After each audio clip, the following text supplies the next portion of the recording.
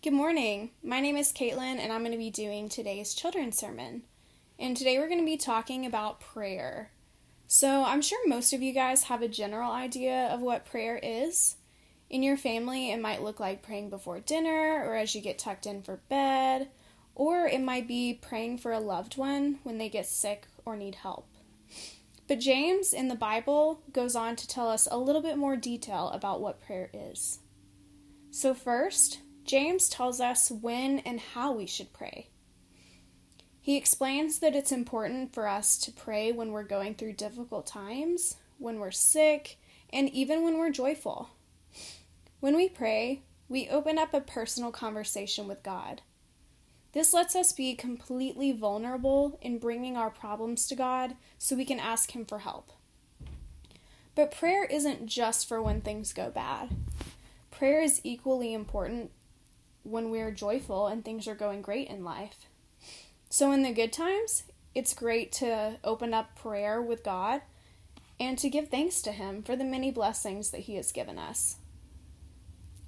James also brings up another important component of prayer, and that is confessing when we have sinned. Prayer gives us an opportunity to confess to God when we haven't loved the people around us well, or when we might have been placing value on things like a brand new bike over our relationship with God.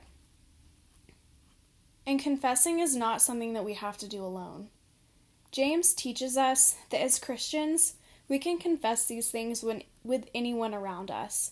So that could be your family, your friends, and especially people at church. And the great thing about that is that it gives those people an opportunity to pray for you and with you. In fact, James tells us that praying together is really important. That's why every week in church, multiple people are praying throughout the service. We pray for each other, and we close in saying the Lord's Prayer together. James ends his lesson on prayer by telling us that our prayers are powerful. That's because when we pray to God, we're not just speaking into thin air, but God is listening to us. James gives us an example of an old prophet named Elijah who prayed for a drought because most of the people around him were being really distant from God and they were disobeying His commandments.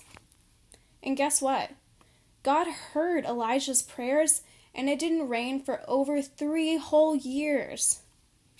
When the people finally started to realize that they needed to have faith only in God, Elijah prayed that the rain would return.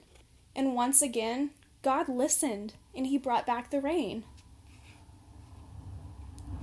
So if you get stuck while you're praying because you feel silly or you don't know what to say, it's great to remind yourself that you're not alone. Whether you're praying by yourself or with people, God is also there listening and hearing you while you pray. Sometimes when I get stuck and I don't really know what to say when I'm praying, I go back and I pray the Lord's Prayer. And I think that's a really great place to start. So I encourage you guys to read along with the Lord's Prayer at the end of the service today.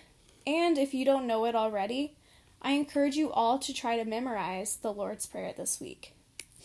I love you guys, and I miss you all. I hope you have a really great week.